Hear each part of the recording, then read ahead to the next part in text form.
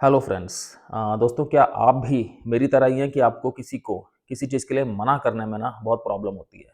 आपके अंदर से वो चीज़ निकलती ही नहीं है, आप सीधे हाँ कर बैठते हैं और चाहे उसमें आपका अपना ही नुकसान हो जाए या चाहे आपका उसमें अपना ही जो है वो बहुत ज़्यादा इन्वॉल्वमेंट हो जाए और बदले में आप एग्ज़ॉस्ट हो जाएँ, आपको कहीं से कोई भी तारीफ़ ना मिले, कोई आपकी हेल्प को एक्नॉलेज भी ना करे, लेकिन तब भी आप जो है वो हाँ करके ही चलते हैं, तो अपने आप में ये एक प्रॉब्लम है।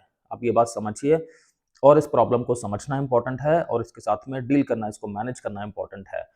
क्या होता है ना, कई बार हमें लगता है कि हम किसी को मना करेंगे ना, तो उससे कहीं न कहीं हम किसी को निराश कर रहे हैं और फिर हमें लगता है नहीं, किसी को निराश करके क्या फ़ायदा, किसी को भी डिसअपॉइंट नहीं करना चाहिए। चलो छोटी-सी बात है, उनका काम कर देते हैं। कई बार ऐसा भी होता है कि लोगों को ना गिल्ट आना स्टार्ट हो जाता है कि मैं किसी को मना करूँगा तो वो इंसान जो है मतलब मेरी वजह से जो है वो उसका काम नहीं हो पाएगा, तो मैं कैसे दरवाज़े बंद कर दूँ?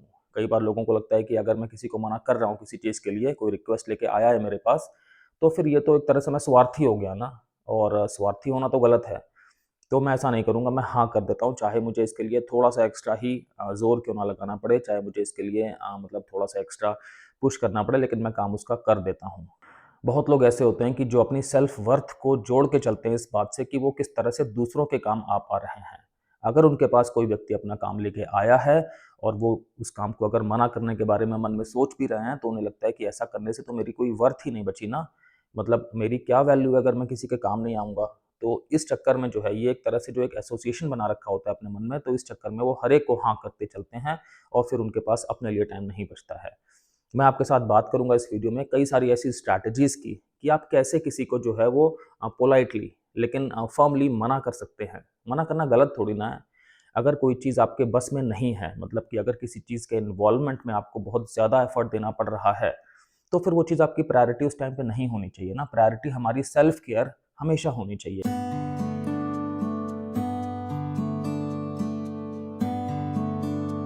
दोस्तों, मैं हूं doctor Kamal Singh, x armed forces medical college, x Fortis hospital, x a lot of corporate hospitals. दोस्तों, मुझे 20 साल से भी ज़्यादा का क्लिनिकल एक्सपीरियंस है और मैंने critical care medicine, internal medicine, emergency medicine और फैमिली मेडिसिन में बहुत सारी प्रैक्टिस की है।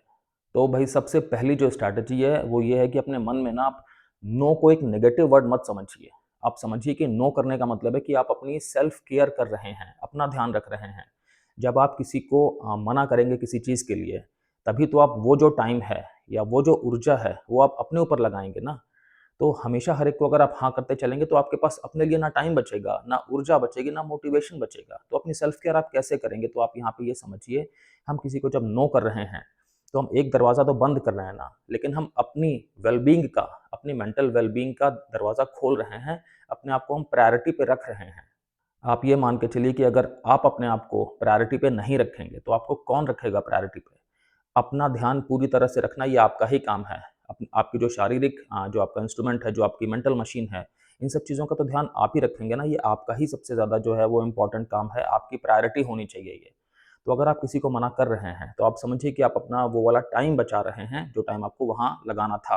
आप अपनी एनर्जी बचा रहे हैं, आप अपने रिसोर्सेज़ बचा रहे हैं और ये सब चीज़ें आप अपने ऊपर लगा सकते हैं। मैं ऐसा नहीं कह रहा कि आप कभी किसी की हेल्प करो ही मत।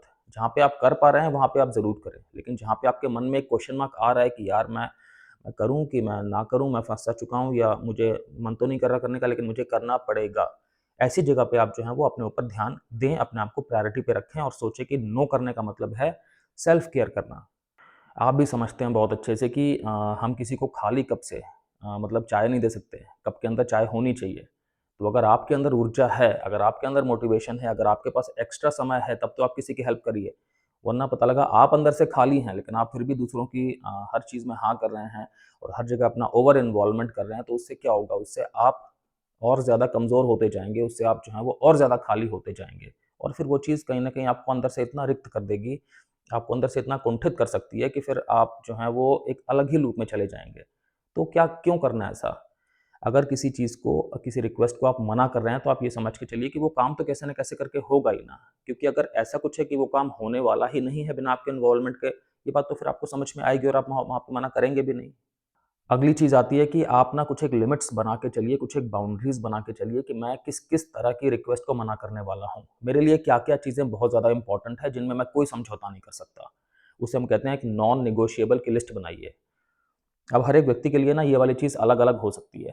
आप किसी के लिए वर्क लाइफ बैलेंस बहुत ज़्यादा इम्पोर्टेंट हो सकता है। तो वो इस मन में बना सकता है कि अगर कोई भी काम करने से मेरा वर्क लाइफ बैलेंस खराब होता है, तो मैं उस काम को नहीं करूँगा, वहाँ पे मैं समझौता नहीं करूँगा।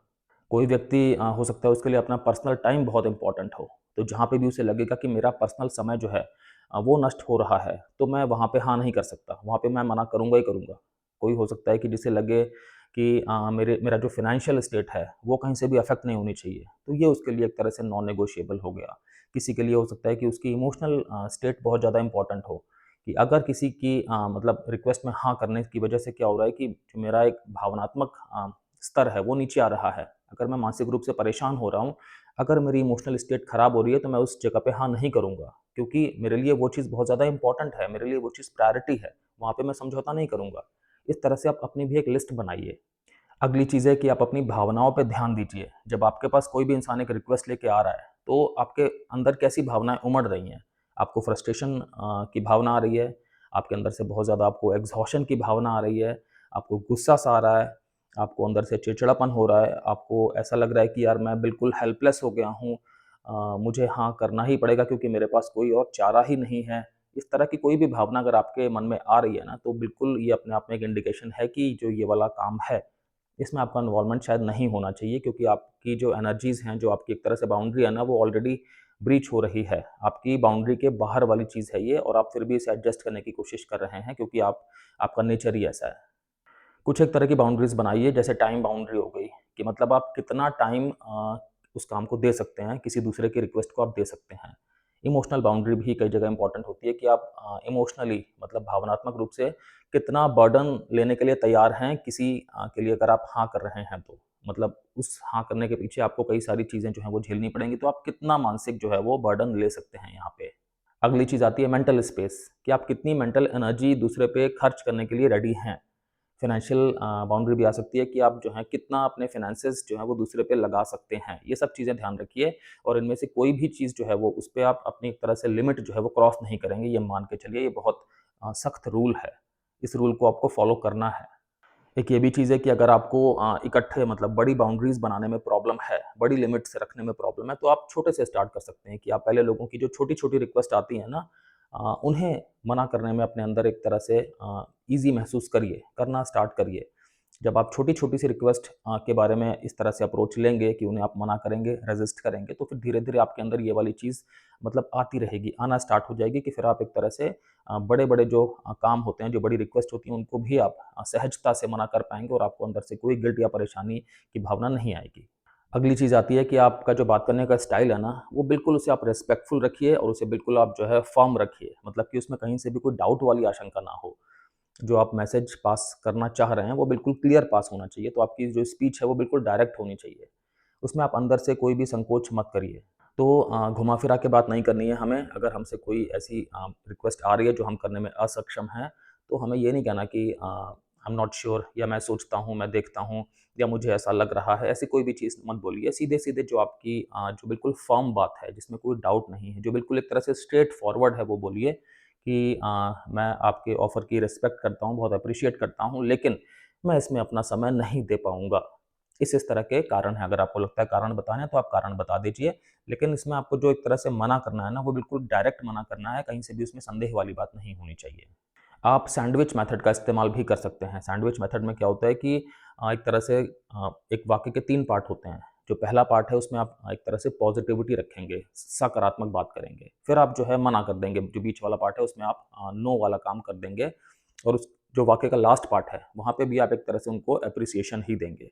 तो अगर आपके पास कोई ऑफ़र लेके आया है, तो जैसे आप क्या कर सकते हैं कि पहले तो आप एक पॉज़िटिव नोट से बात स्टार्ट करिए, कि मुझे बहुत खुशी है कि आपने मुझे इस काम के लिए अपने मन में रखा। फिर आप नो वाली चीज़ कह दीजिए, लेकिन मुझे खेद है कि मैं इस जगह पे अपना इन्वॉल्वमेंट नहीं दे पाऊँगा। फिर से आप एक जो है उनकी एप्रिसिएशन वाली बात कर दीजिए कि जैसे मुझे उम्मीद है कि मुझे पक्का विश्वास है कि आप जो है ये वाला काम बहुत अच्छे से करेंगे, मेरे बिना भी आप मैनेज करेंगे इस चीज़ को। एक ये भी चीज़ होती है कि अगर आपको किसी को मना करने में प्रॉब्लम है, तो आपकी जो आपकी रिस्पॉन्स है, उसको आप थोड़ा डिले कर सकते हैं। मतलब कि आप इकट्ठे जो है जवाब मत दीजिए, थोड़ा-सा उस चीज़ को आप डिले कर दीजिए। आप उनसे समय ले लीजिए कि मैं इसके बारे में आपको सोच के 1 दिन बाद बताऊँगा, या 1 हफ्ते बाद बताऊँगा। समय लेने पे क्या होता है कि थोड़ा-सा तो सामने वाला व्यक्ति भी समझ जाएगा कि सीधे-सीधे हाँ नहीं आया है, तो इसका मतलब ना के भी चांसेज़ हैं।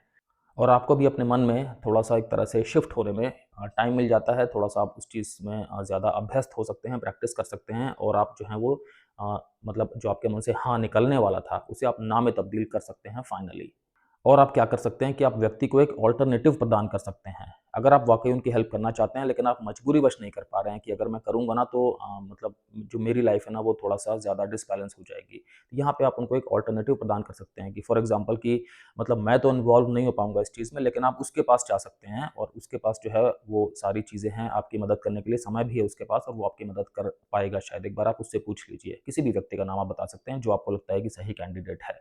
अगली चीज़ है कि आप जब मना कर रहे हैं तो आपको ध्यान रखना है कि आपके जो एक तरह से बॉडी लैंग्वेज है ना, वो बिल्कुल सपोर्टिव होनी चाहिए। कहीं से भी ऐसा ना लगे कि आप नर्वस हो रहे हैं, कहीं से भी ऐसा ना लगे कि आप घबरा रहे हैं या आप श्योर नहीं हैं, ऐसा कुछ ना लगे। तो आपका आई कॉन्टैक्ट बिल्कुल फ़र्म होना चाहिए, कोई नर्वस वाली बॉडी लैंग्वेज नहीं होनी चाहिए आपकी कि आप मतलब आप समझते हैं ये सारी बातें कि आपको ऐसा उन्हें देख के लगना चाहिए कि नहीं आप अपने मन में जो हैं वो बिल्कुल श्योर हैं, बिल्कुल फ़र्म हैं, बिल्कुल सर्टेन हैं।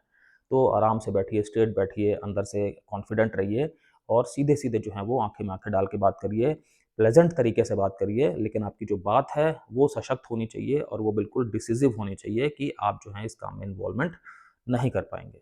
और आप क्या कर सकते हैं कि बहुत अलग-अलग सिनेरियो में एक तरह से आप प्रैक्टिस कर सकते हैं, रिहर्सल कर सकते हैं कि मुझे नो कैसे करना है। बहुत ज़्यादा फ़र्क पड़ता है इस बात का मैं आपको बता दूँ। अगर आप किसी एक सेंटेंस को या एक पैराग्राफ को प्रैक्टिस करके बोलेंगे, तो बहुत अलग बात जाएगी। एक तरह से ये लगेगा कि वो आपके अंदर से नेचुरल आ रहा है, लेकिन आपको प्रैक्टिस जो है वो करनी पड़ेगी। किसी-किसी का काम एक बार प्रैक्टिस करके चल जाता है, किसी-किसी को ज़्यादा बार करनी पड़ती है। तो अगर आपके अंदर से नेचुरली आप किसी को मना नहीं कर पाते, तो ये आपके लिए बहुत इम्पोर्टेंट स्ट्रैटेजी है कि आप जो है प्रैक्टिस करिए, अलग-अलग सिनेरियो में। घर में प्रैक्टिस करिए, ऑफ़िस में प्रैक्टिस करिए, जहाँ पर भी आपका इस तरह का दायरा है कि आपसे लोग जो है वो ज़्यादा इन्वॉल्वमेंट हमेशा माँगते रहते हैं और आप मना नहीं कर पाते, वहाँ पर प्रैक्टिस करिए। ये बात भी ध्यान रखिए कि मेरा मतलब ये नहीं है कि आप उस जगह पे जाके प्रैक्टिस करिए, आप अपने कमरे में ही एक मतलब मन में मान के चलिए कि मैं उस वाले माहौल में हूँ और इस तरह से सोच करके प्रैक्टिस करिए। साथ-साथ में ये भी इम्पोर्टेंट है कि आप थोड़ा-सा ना कुछ लिख सकते हैं, एक तरह से स्क्रिप्ट हम कह सकते हैं कि थोड़ी-सी लिख लीजिए कुछ एक लाइनों की, ताकि आपको ठीक से पता हो कि मतलब मैं जो बात कह रहा हूँ, वो बात पूरी तरह से रिस्पेक्टफुली ही जा रही है सामने। जो मैं कह रहा हूँ उसके अंदर कोई भी रूड वाला मैसेज तो नहीं लग रहा है, ऐसा कुछ तो नहीं लग रहा कि मैं अपनी कोई लिमिट क्रॉस कर रहा हूँ ताकि सामने वाला व्यक्ति हर्ट भी ना हो, मेरे बारे में गलत भी ना सोचे लेकिन उस तक मेरा मैसेज पहुँच भी जाए। तो इस तरह की आप स्क्रिप्ट पे काम करिए, कई बार होता है हम लिखना शुरू करते हैं ना तो पहले तो हम लिख लेते हैं, फिर हमें खुद ही उसमें कमियाँ नज़र आती हैं, फिर हम उसे और ज़्यादा ठीक करते हैं, रिफ़ाइन करते हैं। उससे हमारी हेल्प होती है क्योंकि फाइनली क्या हो रहा है कि हमारे पास वो चीज़ है, जो हम जब ठीक से बोलेंगे तो हम सामने वाले व्यक्ति को मतलब अपनी बात समझा पाएँगे, उससे हमारे मन में भी कोई हमें ग्लानि नहीं आएगी। अब एक चीज़ बड़ी इम्पोर्टेंट है कि जो भी आपके सामने व्यक्ति आए हैं अपनी रिक्वेस्ट लेकर के, तो आपको ये भी बहुत ध्यान से जो है वो समझ-बूझ के चलना है।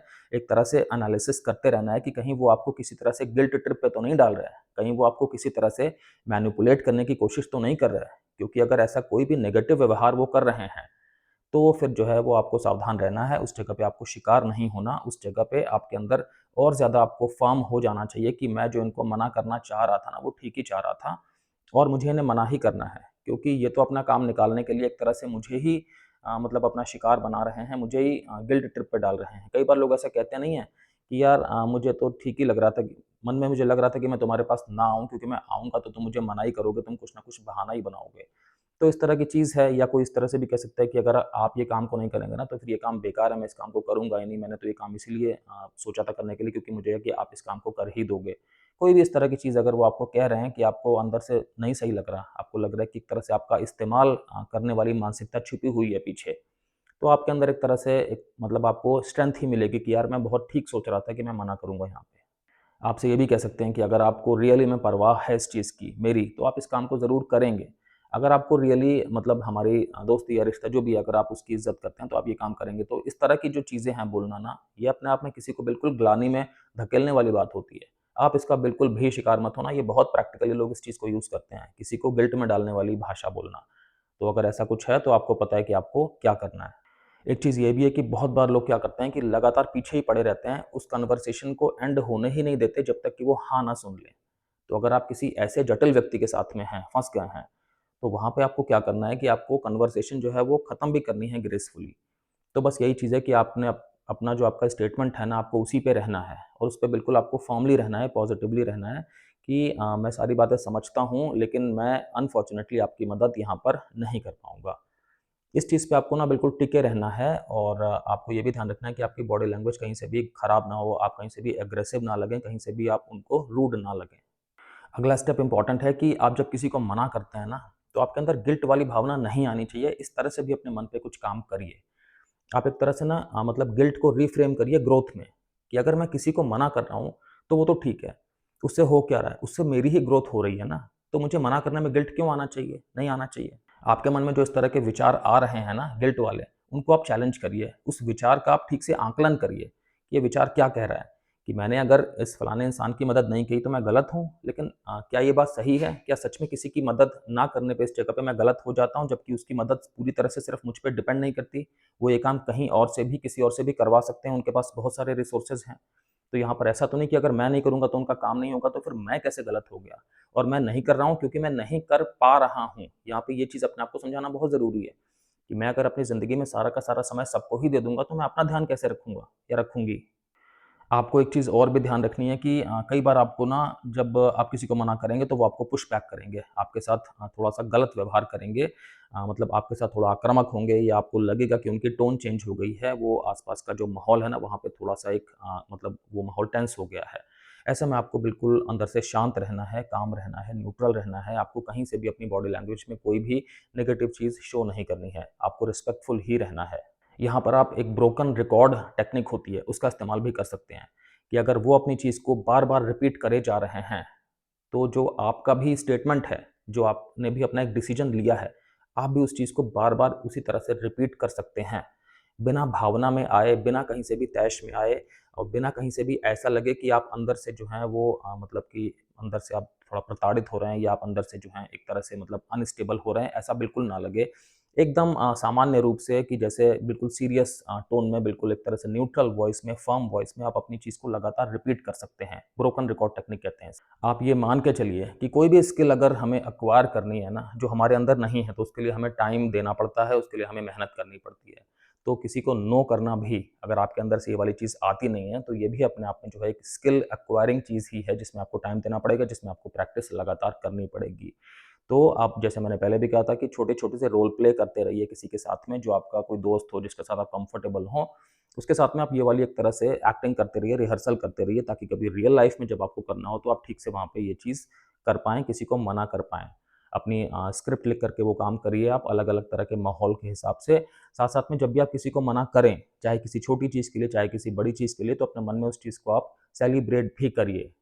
क्योंकि आपका तो ये नेचर नहीं है ना मना करना, लेकिन तब भी आपने इस चीज़ में, इस स्किल को आपने एक्वायर किया है। ये एक तरह से लाइफ सेविंग स्किल होती है, तो आपको इसमें अपने आप को शाबाशी देनी चाहिए। तो किसी को मना करना बहुत इम्पोर्टेंट हो जाता है बहुत बार, अपनी सेल्फ केयर के लिए, अपनी सेल्फ रिस्पेक्ट के लिए, एक तरह से आप समझिए अपनी इमोशनल फ्रीडम के लिए। तो अगर आपको ये स्किल नहीं आती है, तो आप इसे मास्टर करिए, क्योंकि ये स्किल जो है ये एक तरह से लाइफ स्किल है और ये बहुत ज़्यादा ज़रूरी है। तभी आपके पास अपने लिए समय बचेगा, तभी आपके लिए अपने पास रिसोर्सेज़ बचेंगे, तभी आप समझ पाएँगे। कई बार ये भी होता है कि कौन मेरा इस्तेमाल कर रहा है।